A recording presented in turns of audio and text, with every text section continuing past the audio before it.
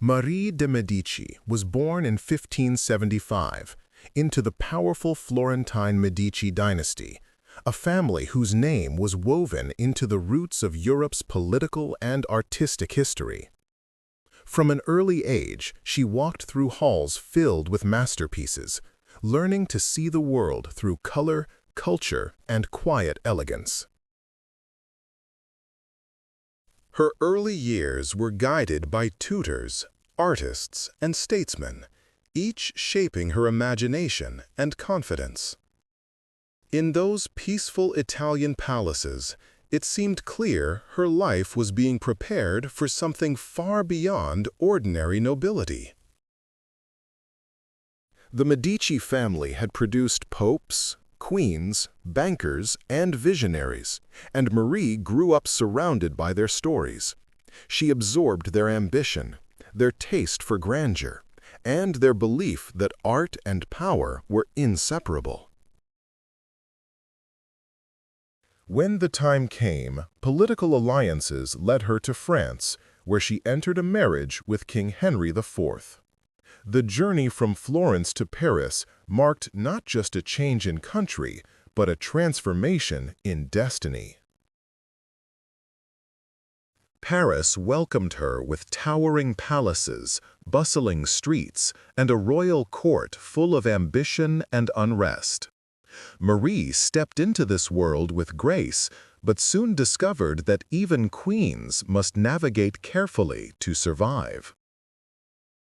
As queen, she gave birth to 6 children, securing the future of the Bourbon dynasty. But motherhood did not shield her from the storms of court politics, which grew heavier each year. Her marriage to Henry IV became complicated, strained by mistrust, differences, and the shadows of court rumor. Still, Marie maintained a regal presence, holding her place with quiet determination. Her regency brought immense responsibility, managing armies, negotiating alliances, and calming a kingdom. But ruling France meant facing the ambitions of nobles who resented her power. Marie surrounded herself with trusted Italian advisors, hoping to strengthen her position. Yet their presence made her enemies accuse her of foreign influence, turning political tensions into personal battles.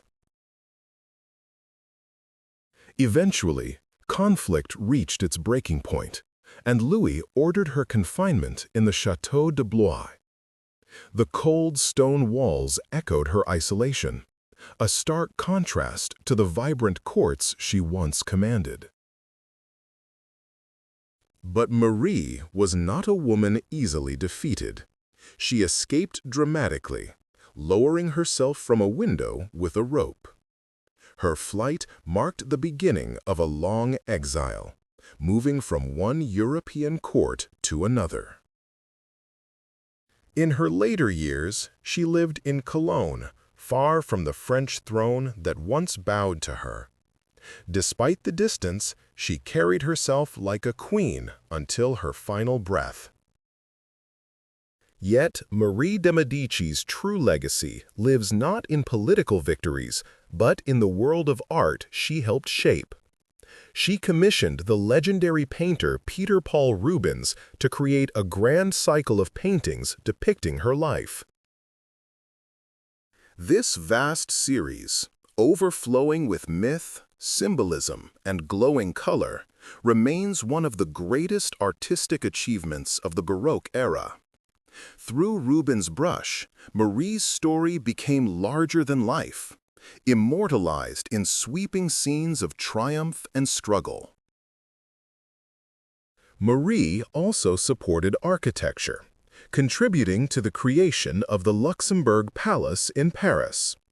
Today, its gardens still offer a peaceful escape, a quiet reminder of her influence on the city's beauty.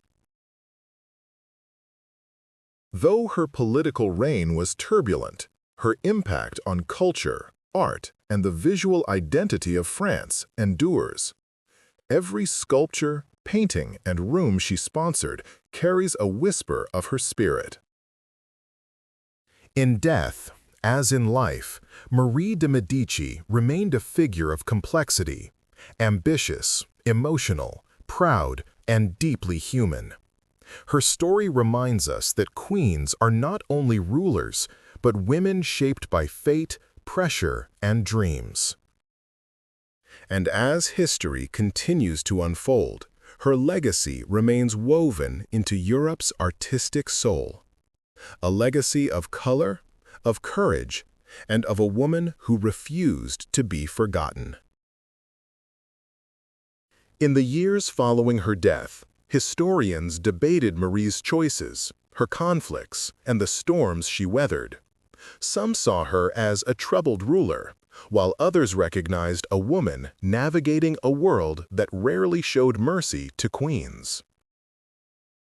Over time, a softer understanding began to emerge, one that viewed her not only through politics, but through humanity. A mother trying to secure her children's future, a patron seeking beauty, and a leader struggling against forces far greater than herself.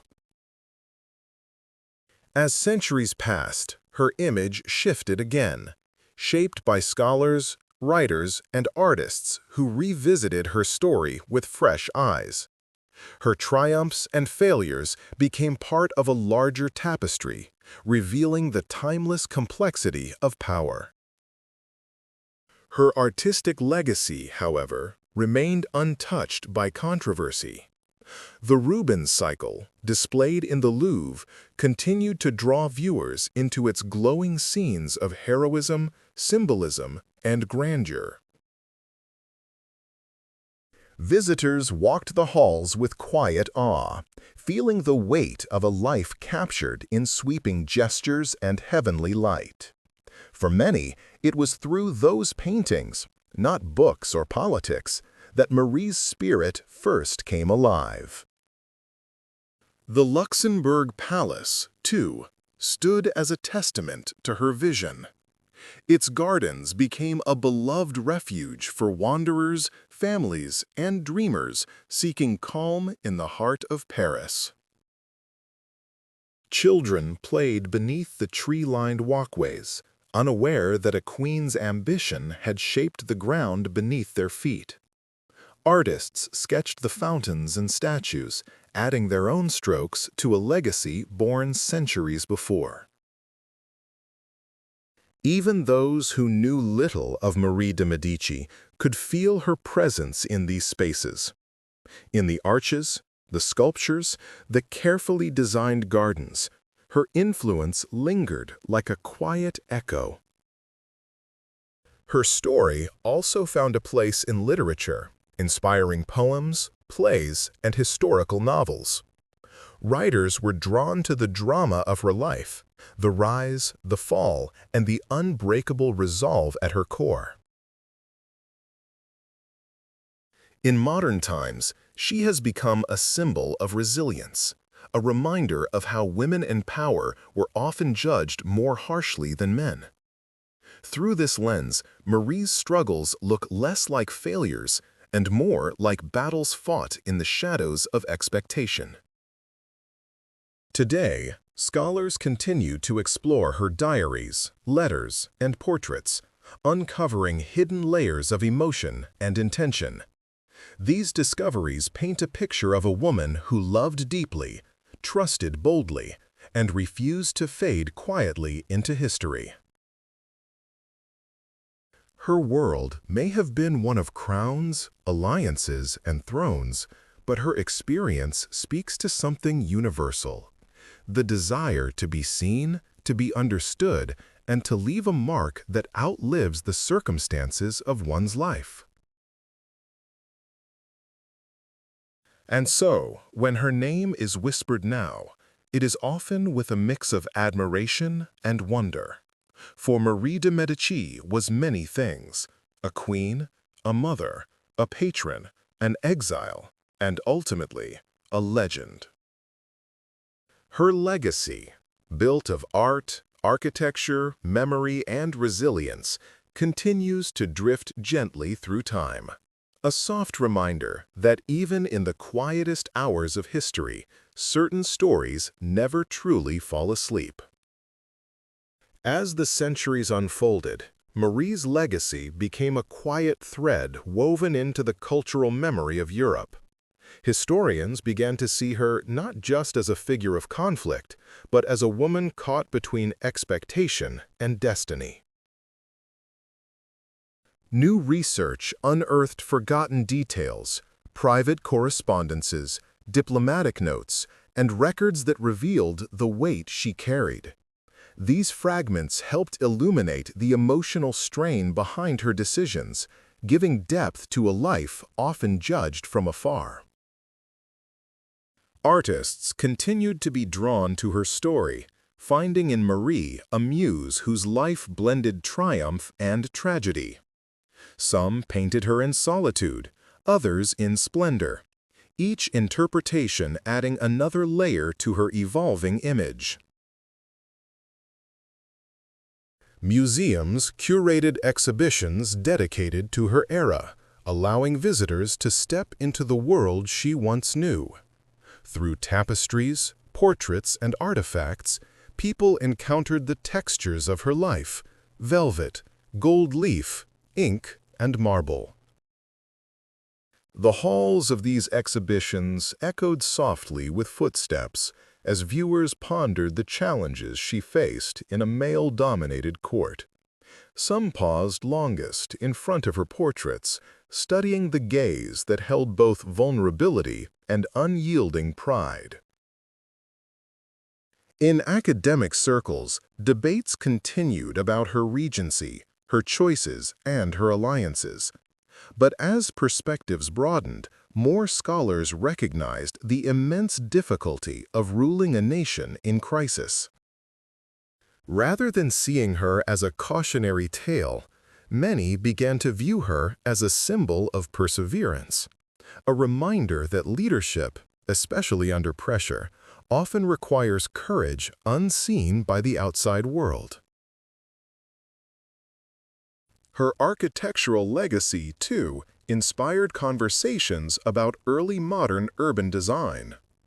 The Luxembourg Palace, with its harmonious proportions and regal gardens, became a case study in elegance and power. Landscape architects admired the balance of nature and structure in her gardens. They noted how the symmetry and serenity reflected her longing for stability in chaotic times. In Cologne, where she spent her final years, small memorials honored the queen who died far from her homeland. These quiet tributes carried a sense of melancholy, recognizing a life that had ended in exile, yet left a mark on nations. Visitors to the city sometimes traced the path of her last days, imagining her reflections as she wandered foreign streets.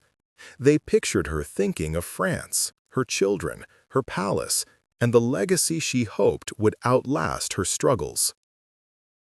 Modern storytellers have since embraced her narrative, weaving her life into documentaries, novels, and historical dramas. Through them, Marie's humanity reaches new audiences, allowing her voice to echo gently across time.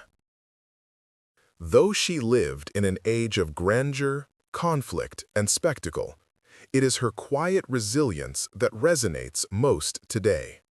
Her story reminds us that history is shaped not only by victories, but by endurance, persistence, and the will to be remembered.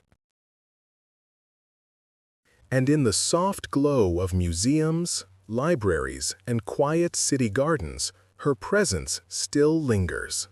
A silent, enduring whisper from a queen who refused to disappear into the past.